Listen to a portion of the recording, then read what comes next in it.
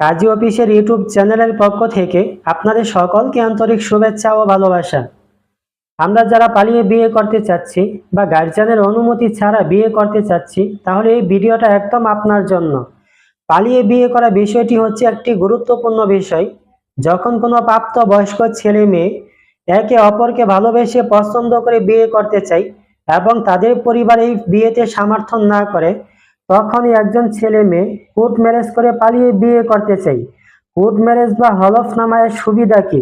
সুবিধা একটাই, যেহেতু এখানে আপনি এবং আপনারা দুইজনই প্রাপ্তবয়স্ক, আপনারা আসছেন নিজের ইচ্ছে বিয়ে সম্পন্ন করছেন, আপনাদের বিবাহের একটা ডকুমেন্ট হলো হলফনামা। কিন্তু এই যে হলফনামা, এই হলফনামা লিখে দেওয়া থাকে মেয়েকে জোর করে কোনো কিছু করানো হয় নাই, বা মেয়েকে জোর করে সিগনেচার করানো হয় নাই, বা মেয়েকে জোর করে বিয়ে পড়ানো হয় নাই। সে স্ব ইচ্ছায় নিজের সম্মতিতে বিয়ে করছেন।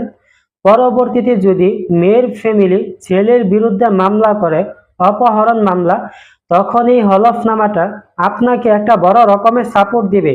আর এটাই হলো কোর্ট ম্যারেজ বা হলফনামার সুবিধা। কোর্ট ম্যারেজ বা হলফনামা করতে কি কি কাগজ লাগে? ছেলে এবং মেয়ে দুইজনের এনআইডি কার্ড লাগবে। যদি এনআইডি কার্ড না থাকে, তাহলে জন্ম নিবন্ধনের ফটোকপি সাথে করে নিয়ে আসতে হবে। ছেলে মেয়ে দুইজনের পাসপোর্ট সাইজের ছবি লাগবে। তো আজকের ভিডিও এই পর্যন্তই।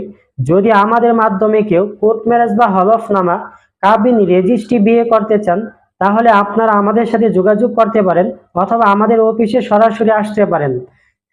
আসসালামু আলাইকুম ওয়া রাহমাতুল্লাহি ওয়া বারাকাতুহু।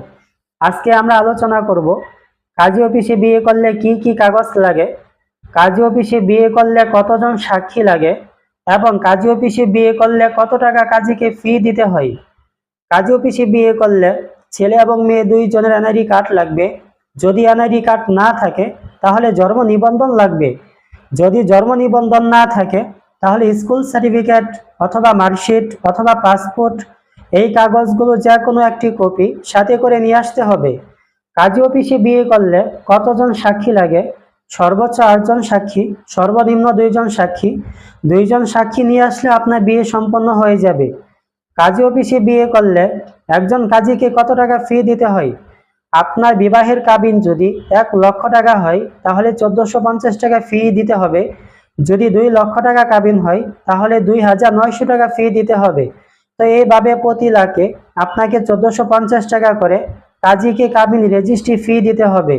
তো আজকের ভিডিও এ পর্যন্তই। যদি আমাদের মাধ্যমে কেউ বিবাহ, তালাক, কাবিন রেজিস্ট্রি, কোর্ট ম্যারেজ, হলফনামা করতে চান, তাহলে নিচে দেওয়া নাম্বারে আমাদের সাথে যোগাযোগ করতে পারেন।